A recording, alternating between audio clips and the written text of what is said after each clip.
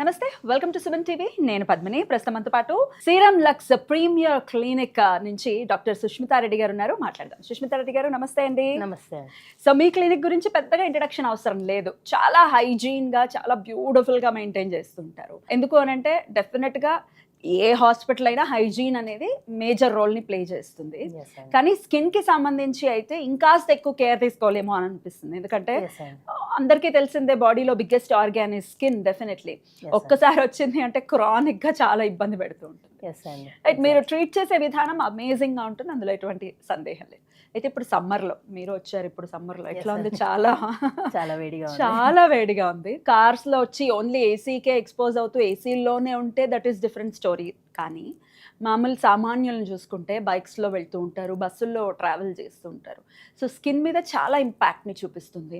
ఈ సన్కి ఎక్స్పోజ్ అయినప్పుడు డెఫినెట్గా స్కిన్ డార్కెన్ అయిపోవటం, ట్యాన్ అయిపోవటం ఇట్లాంటివి జరుగుతూ ఉంటుంది. మీ క్లినిక్ నుంచి ఎట్లా దాన్ని ట్రీట్ చేస్తారు? అసలు కేర్ ఎలా తీసుకోవాలి సమ్మర్లో? సో సమ్మర్లో కాస్మెటికల్లీ అయితే ట్యానింగ్ ప్రాబ్లమ్స్ చాలా ఉంటాయి. అది కాకుండా సమ్మర్లో ఇన్ జనరల్గా కూడా డస్ట్ ప్రాబ్లం కూడా హెవీగా ఉంటుంది. సో దానివల్ల స్కిన్ అనేది డ్యామేజ్ అవుతుంది. అండ్ పొల్యూషన్ అంతటి వల్ల కూడా హెయిర్ అనేది కూడా బాగా డ్యామేజ్ అవుతుంది. సో ఈ ఎక్సెసివ్ హీట్, ఎక్సెసివ్ టెంపరేచర్ వల్ల హెయిర్ అనేది చాలా డ్యామేజ్ అవుతుంది. అండ్ స్కిన్ అనేది ఎలా అంటే ట్యానింగ్ అయిపోతుంది, లోపల నుంచి పిగ్మెంట్ అంతా కూడా యాక్టివేట్ అయిపోతుంది. అండ్ అలా కాకుండా కొంతమందికి రెడ్నెస్ ప్రాబ్లమ్స్, లేదంటే సన్ ఎలర్జీ ప్రాబ్లమ్స్, సోలార్ అటికేరియా అంటాం. సో అలాంటివి కూడా సన్ కి ఎక్స్పోజ్ అవ్వగానే దద్దుర్లు వచ్చేస్తాయి. సోలార్ అటికేరియా, ఇంకా పిఎంఎల్ఏ, అదొక రకమైన ఆటో ఇమ్యూన్ లాంటి ర్యాష్ వచ్చేస్తుంది. ఫేస్ ఎక్కడెక్కడ ఎక్స్పోజ్ అవుతారో అక్కడక్కడ మాత్రమే ఆ ర్యాష్ వస్తుంది. సో ఇలా మల్టిపుల్ ప్రాబ్లమ్స్ ఉంటాయి. మెయిన్గా వచ్చేసి డీహైడ్రేషన్ ప్రాబ్లం కూడా హెవీగా ఉంటుంది. So hydration is very important. And protection, hats పెట్టుకోవడం కానీ, గాగుల్స్ పెట్టుకోవడం కానీ, ఖచ్చితంగా సన్ స్క్రీన్ రాసుకోవడం. సన్ స్క్రీన్ అనేది నా క్వశ్చన్. డెఫినెట్లీ ఇప్పుడు మార్కెట్ లో మనం చూస్తుంటే చాలా కెమికల్ బేస్డ్ సన్ స్క్రీన్స్ వస్తున్నాయి. SPF ఎంత ఎక్కువ ఉంటే దాని ప్రైస్ కూడా అంత ఎక్కువగా వస్తుంది. ఇంపోర్టెడ్ సన్ స్క్రీన్స్ అని అంటున్నారు. దేన్ని ఆప్ట్ చేసుకోవాలో తెలియనటువంటి ఒక కన్ఫ్యూజన్ లో ఉన్నాం.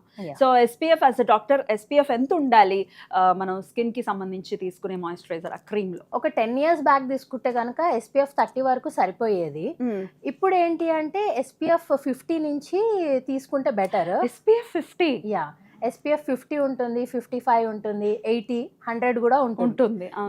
ఈ SPF కంటే కూడా మన ఇండియన్ టెంపరేచర్స్ లో PA+++ అని ఉంటుంది. ఆ 4+, 5+ ఏదైతే మనం బాటిల్ పైన చూస్తామో అది మనకి చాలా ఇంపార్టెంట్, తీసుకోవచ్చు అది. సో ఇది ఎక్కువ ఉంటే మనకి ఏంటంటే UVA, UVB and all kind of radiation నుంచి, all kind of sun damage నుంచి మన స్కిన్ ని మనం ప్రొటెక్ట్ చేసుకోవచ్చు. మరి మార్కెట్ లో డిఫరెంట్ ప్రోడక్ట్స్ ఉన్నాయి, డిఫరెంట్ కంపెనీస్ కి సంబంధించిన క్రీమ్స్ అనేవి అవైలబుల్ గా ఉన్నాయి. మరి స్కిన్ లోకి మనం ఏదైతే స్కిన్ మీద అప్లై చేస్తామో అది లివర్ మీద కూడా ఇంపాక్ట్ ని చూపిస్తుంది. ఆబ్వియస్ గా వెళ్ళిపోతుంది కదా లోపలికి. ఏది బెటర్ గా తీసుకోవచ్చు? అంటే chemical ingredients, chemical sun screens అనేవి డిఫరెంట్ ఉంటాయి. సో అవి మాత్రమే కొంతవరకు స్కిన్లోకి అబ్జర్వ్ అయ్యే ఛాన్సెస్ ఉంటాయి. అండ్ అది కూడా మనం ఎంత ఏరియా బాడీ పైన అప్లై చేస్తున్నాం అన్న దాన్ని బట్టి అది డిపెండ్ అయి ఉంటుంది. సో ఇండియన్స్ ఏంటి అంటే మ్యాక్సిమం హ్యాండ్స్కి, ఫేస్కి అలా అప్లై చేసుకుంటారు కాబట్టి అంత ఇంటర్నల్గా ఏం ఎఫెక్ట్ ఉండదు. అండ్ క్రానిక్గా కెమికల్ సన్ స్క్రీన్ వాడితేనే అలాంటి ప్రాబ్లం ఉంటుంది, కానీ otherwise sun screen is very safe. Right. Skin కి సంబంధించి రకరకాల ఇబ్బందులతో లైక్ సోరియాసిస్ కానీ, ఎగ్జిమా కానీ, లేకపోతే అర్టికేరియా కానీ, ఇటువంటి సమస్యలు ఆల్రెడీ ఉన్నాయి. ఉన్న వాళ్ళు మరి ఎటువంటి క్రీమ్స్ ని మనం పెట్టుకోవచ్చు అనుకో ఈ సమ్మర్ లో? So psoriasis is completely different అండి. అది auto immune condition. And eczema is also completely different. And solar urticaria ఏంటి అంటే ఇట్స్ కైండ్ ఆఫ్ ఎలర్జీ. ఇది ఏంటి అంటే సన్ రేస్ పడగానే వీల్స్ అని అంటాము, కామన్ లాంగ్వేజ్ లో హైవ్స్ అని అంటాం. సో దద్దుర్లు లాగా వచ్చేస్తుంది. అండ్ స్పెసిఫిక్ గా ఏదైనా డైరెక్షన్ లో రాయడం కానీ, గీకడం కానీ చేస్తే అదేలాగా కూడా దద్దులు వస్తాయి. సో డర్మోగ్రఫిజం అంటాం. సో ఇవన్నీ 3 things వచ్చేసి డిఫరెంట్ అండి. సో 3 things కి approach is different. And psoriasis లో కూడా క్రానిక్ వేరే ఉంటుంది, టైప్స్ ఉంటాయి. సో దానికి ప్రకారంగా అది ఎటువంటి ఆటో ఇమ్యూన్ కండిషనో, సో అలా మనం మెడికేషన్ ఇవ్వడము, చాలా అడ్వాన్స్డ్ మెడికేషన్స్ ఉన్నాయి. హా. సో అవన్నీ పెట్టుకుంటాము. అండ్ ఎగ్జిమా ఏంటి అంటే ఇంకా అది కొంచెం క్రానిక్ కండిషన్. క్రానిక్ అది ఇంకా మెయిన్ గా వింటర్స్ లో ఎక్కువ అగ్రవేట్ అగ్రవేట్ అవుతుంది. అవుతుంది. సో ఎగ్జిమా వరకు అయితే సమ్మర్ లో అంత ప్రాబ్లం ఉండదు. ఈవెన్ సోరియాసిస్ కూడా అదే చెప్తారు, సమ్మర్ లో అంత పెద్ద ఇంపాక్ట్ ఏమి ఉండదు. కదా? ఎప్పుడైతే వింటర్స్ వస్తుందో ఆ టైంలో స్కేలీ లీజన్స్ మెయిన్ గా ఎల్బోస్, నీస్ దగ్గర ఎక్కువ అవుతుంటాయి. కరెక్ట్, రైట్ అండి. అయితే ఈ మధ్య కాలంలో మేము వింటున్నాము పీకో లేజర్ అనేది వింటూ ఉన్నాము. ఏంటి పీకో లేజర్? మరి ఈ పీకో లేజర్ వల్ల స్కిన్ మీద ఎటువంటి ఇంపాక్ట్ ని చూపిస్తుంది అది ఒకసారి? సో పీకో అంటే ఇట్స్ లేజర్. ఇప్పుడు లేజర్ టోనింగ్ అన్నా పీకో టోనింగ్ అన్నా సేమే, కాకపోతే దీనికి స్పెసిఫిక్ గా పీకో అని ఎందుకు పేరు వచ్చిందంటే అది ఏ సెకండ్ లో మన బాడీని హిట్ చేస్తుంది, ఏ సెకండ్ లో ఆ మెలనిన్ ని టార్గెట్ చేస్తుంది అన్న దాన్ని బట్టి ఆ పేరు వచ్చింది. సో ఈ పీకో టోనింగ్ లో ఏంటంటే పీకో సెకండ్స్ లో మనల్ని లేజర్ హిట్ చేస్తుంది. సో ఈ హిట్ చేసినప్పుడు టైనియెస్ట్ మెలనిన్ పార్టికల్ కూడా డిస్రప్ట్ అయిపోతుంది, దాన్ని ఈవెన్చువల్ గా బాడీ తీసేస్తుంది. సో అలా లైట్నింగ్ అనేది చూడొచ్చు, lightning of the pigmentation, lightning of skin. So ఈ పీకో టోనింగ్ ఏంటి అంటే మెయిన్ గా ట్యానింగ్ అప్పుడు, ఓకే, లేదు అంటే మంగు మచ్చలు ఉంటాయి కొంతమందికి, మెలాస్మా ప్రాబ్లమ్స్ ఉంటాయి ఆ మెలాస్మా కండిషన్స్ లలో. ఈ పీకోలో అడ్వాంటేజ్ అంటే యాక్నీ రోజేషియా అంటాం, ఇట్లా చీక్స్ మొత్తం రెడ్ అయిపోతుంది. సో అందులో కూడా యూజ్ చేయొచ్చు, అండ్ యాక్నీలో కూడా యూజ్ చేయొచ్చు. అండ్ టాటూ రిమూవల్, చాలా మంది అన్వాంటెడ్ టాటూస్ వేసుకుంటారు, దానికి కూడా యూజ్ అవుతుందా? ఎన్నాళ్ళలో ఇంపాక్ట్ చూపిస్తుంది? మాక్సిమం 6 సెషన్స్ లో టాటూ అనేది 80% లైటన్ అప్ అవుతుంది. అందులో మళ్ళీ రెడ్ టాటూస్, బ్లూ టాటూస్ ఉంటే అది కొంచెం టైం తీసుకుంటుంది and different wave lengths use చేయాల్సి వస్తుంది. అదర్వైజ్ పీకో టాటూ కూడా చాలా బాగా రిమూవ్ చేస్తుంది. అండ్ అది కాకుండా కొంతమందికి నెయిల్ ఫంగస్ ప్రాబ్లమ్స్ ఉంటాయి. అది మనం ఇప్పుడు నెయిల్స్ కి ఫంగల్ ఇన్ఫెక్షన్స్ ఎలా అయితే బాడీకి వస్తాయో నెయిల్స్ కి కూడా ఫంగల్ ఇన్ఫెక్షన్ వస్తుంది. ఎలా తెలుస్తుంది మనకి? బ్లాక్ కలర్ పిగ్మెంటేషన్ లాగా వచ్చేస్తుంది అండ్ నెయిల్ కూడా ఇట్లా పుచ్చిపోయినట్టు అయిపోతుంది, డిస్ట్రోఫిక్ నెయిల్ అని అంటాం. సో ఇలా తెలుస్తుంది. సో ఆ నెయిల్ ఫంగస్ ని కూడా మనం ఈ పీకో లేజర్ తోని టార్గెట్ చేయొచ్చు. మెల్లగా ఆ హీట్ వల్ల ఫంగస్ అనేది చనిపోయి అండ్ బాడీని హీల్ చేస్తుంది. మొటిమలు అనేది డెఫినెట్ గా మరి ఏజ్ తో సంబంధం లేకుండా కొంతమందికి అయితే టీన్స్ లో ఉన్నప్పుడైతే మొటిమలు రావడం అనేది సహజం, కానీ కొంతమందికి ఆఫ్టర్ 30s కూడా లేకపోతే 40s కూడా యాక్నీ అనేది చూడడం, పింపుల్స్ అనేది చూడడం చేస్తుంటారు. పింపుల్ ని చూసిన వెంటనే పాప్ చేసేస్తుంటారు, గిల్లేయడం అనేది చేయకూడదు కదా. ఎంతో కొంత ఉండిపోతుంది, మెగ్నీషియం ఉండిపోతుంది. దాన్ని ట్రీట్ చేయడం కోసం ఎట్లా చేస్తారు, ఏం చేస్తారు అసలు? సో యాక్నీ అనేది మీరు అన్నట్టు టీనేజ్ లో చాలా కామన్. ఆ టైంలో అప్పుడప్పుడే హార్మోన్స్ అన్ని కూడా డెవలప్ అవుతూ ఉంటాయి కాబట్టి ఆ టైంలో హార్మోనల్ సర్చ్ వల్ల యాక్నీ వచ్చేస్తుంది, హార్మోన్ డిపెండెంట్ ఏరియాస్ లో. అండ్ ఈ అడల్ట్ యాక్నీ అనేది ఇప్పుడు చాలా కామన్ అయిపోయింది. ఒక ఏజ్ 28-29 ఇయర్స్ తర్వాత మొటిమలు వస్తున్నాయి, వాళ్ళకి ముందు ఎప్పుడు యాక్నీ ఉండదు, అప్పుడే వస్తుంది. అది ఇప్పుడు చాలా కామన్ అయిపోయింది. దానికి మల్టిపుల్ రీజన్స్ ఉన్నాయి. ఒకటి కార్టిజాల్, మన స్ట్రెస్ లెవెల్స్ వల్ల అది ఇంక్రీజ్ అయిపోయి వస్తుంది.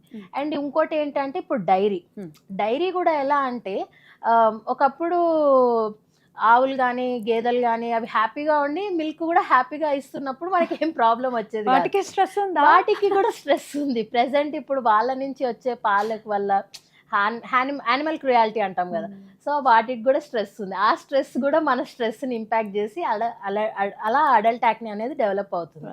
అండ్ స్టెరాయిడ్స్ యూజ్ చేస్తారు, కార్టికోస్టెరాయిడ్స్, ఎక్కువ ఈల్డ్ ఉండాలని. సో అవన్నీ కూడా మన బాడీలో ఉండే హార్మోన్స్ తో ఇంటరాక్ట్ అయ్యి మెయిన్ గా హార్మోన్ డిపెండెంట్ ఏరియా, ఈ చిన్ కానీ చీక్ కానీ ఇక్కడ చిన్న అండ్ ఫోర్ హెడ్ కూడా ఆఫ్ కోర్స్. సో ఈ ఏరియాస్లలో బాగా ఎక్కువ యాక్నీ వస్తుంది. సో డాండ్రఫ్ కూడా ఫేస్ మీద ఒకవేళ పడినా కూడా పింపుల్స్ లాగా మారిపోతాయని కూడా వింటూ ఉంటాం, ఎంతవరకు కరెక్ట్ డాక్టర్ గారు? ఎస్ అండి. సో డాండ్రఫ్ ఏంటంటే ఫ్లేకీగా ఉంటుంది. సో మనకి ఇక్కడ ఫోర్ హెడ్ పైన మెయిన్ దాని ఇంపాక్ట్ ఎక్కువ చూపిస్తుంది. ఈ ఫోర్ హెడ్ పైన అది ఫ్లేక్స్ పడినప్పుడు సన్నగా కొమడోన్స్ లాగా స్టార్ట్ అవుతాయి. ఫస్ట్ బంప్స్ అంటాం, సో అవి బంప్స్ ని కొమడోన్స్ అంటాము. ఆ బంప్స్ లాగా స్టార్ట్ అవుతుంది, అది మెల్లగా ఇన్ఫ్లేమ్ అయ్యి పింపుల్ లాగా మారుతుంది. And at the same time అదే డాండ్రఫ్ బ్యాక్ పైన పడితే బ్యాక్ కూడా చాలా సీబమ్ డిపెండెంట్ ఏరియా, సో అక్కడ కూడా ఈ డాండ్రఫ్ ఫ్లేక్స్ పడి అది అంతా కూడా యాక్నీ వచ్చేస్తుంది. So dandruff control is very important. And చాలా మంది ఏమనుకుంటారంటే ఒక 4 weeks యాంటీ డాండ్రఫ్ ట్రీట్మెంట్ వాడంగానే సరిపోతుంది అనుకుంటారు, కానీ వన్స్ డాండ్రఫ్ వచ్చిందంటే obviously 4 to 8 weeks aggressive treatment use చేయాలి. Right. బట్ దాని తర్వాత వీక్లీ వన్స్ అన్న మెయింటెనెన్స్ యూజ్ చేయాలి. సో యాంటీ డాండ్రఫ్ షాంపూస్ కానీ లోషన్స్ కానీ వాళ్ళు ఏవైతే వాడుతున్నారో అది అట్లీస్ట్ వీక్లీ వన్స్ రెజిమెన్ పెట్టుకుంటే అది లైఫ్ టైం కంట్రోల్ అవుతుంది. సో వన్స్ ఒకసారి డాండ్రఫ్ ప్రాబ్లం వచ్చిందంటే it's for life time. Right. So life time అలా మెయింటైన్ చేసుకుంటూ ఉంటే బెటర్. చాలా బ్యూటిఫుల్గా ఎక్స్ప్లెయిన్ చేశారు. సమ్మర్లో డెఫినెట్గా ఎక్కువ కేర్ తీసుకోవాల్సినటువంటి అవసరం ఉంటుంది. హైడ్రేషన్ అనేది మేజర్ రోల్ని ప్లే చేస్తుంది స్కిన్ బ్యూటిఫుల్గా ఉండటానికి, లేకపోతే చక్కగా మాయిశ్చర్తో కనిపిస్తూ చాలా బాగుండటానికి, అంతే కదా. అండ్ సమ్మర్ లో చాలా మంది మామిడి పండ్లు తినాలంటే భయపడిపోతారు. అవును, పింపుల్స్ వచ్చేస్తాయని సెగ్గడ్లు వస్తాయని ఇంకా భయపడతారు. ఎస్, ఎంతవరకు కరెక్ట్ డాక్టర్ గారు? అలా అంటే ఇప్పుడు మరీ ఒక 5 to 6 per day mangoes consume చేస్తే అలా Overheat అవుతుందా? ఓవర్ హీట్ కాదు, అది ఒక రకమైన ఇన్ఫ్లమేషన్. ఓకే. సెబేషియస్ గ్లాండ్ ఉంటుంది కదా, అదంతా ఇన్ఫ్లేమ్ అవుతుంది మ్యాంగోలో ఉండే ఇంగ్రీడియంట్స్ వల్ల.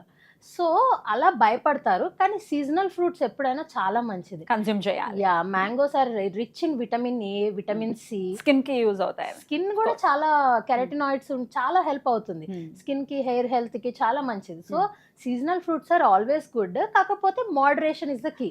ఒక మోడరేట్ తింటే తీసుకుంటే పర్వాలేదు. ఏ లెవెల్లో కన్జ్యూమ్ చేయొచ్చు?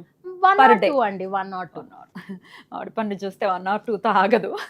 ఒకవేళ బుట్ట అక్కడ ఉందంటే అందరూ కలిస్తే తినేసే పరిస్థితి ఉంటుంది, కొంచెం కంట్రోల్ చేసుకోవాలి అని చెప్తారు. మెయిన్ గా యాక్ని ప్రాబ్లం ఉంది. రైట్. చాలా బ్యూటిఫుల్ గా ఎక్స్ప్లెయిన్ చేశారు. నెక్స్ట్ వీడియోలో హెయిర్ కి సంబంధించి మనం మాట్లాడుకుందాం. హెయిర్ ఫాల్ అనేది వీళ్ళకి వాళ్ళకి అని కాకుండా, అంటే ఏజ్ తో కూడా సంబంధం లేకుండా చిన్న పిల్లల్లో కూడా హెయిర్ ఫాల్ అనేది చూస్తున్నాము. అందున సమ్మర్ లో ఈ హెయిర్ ఫాల్ ఎందుకు ఇంత అగ్రవేట్ అవుతుంది, ఇవన్నీ ఒక్కసారి నెక్స్ట్ వీడియోలో మాట్లాడుకుందాం. Okay, thank you so very much doctor గారు. నమస్తే. నమస్తే.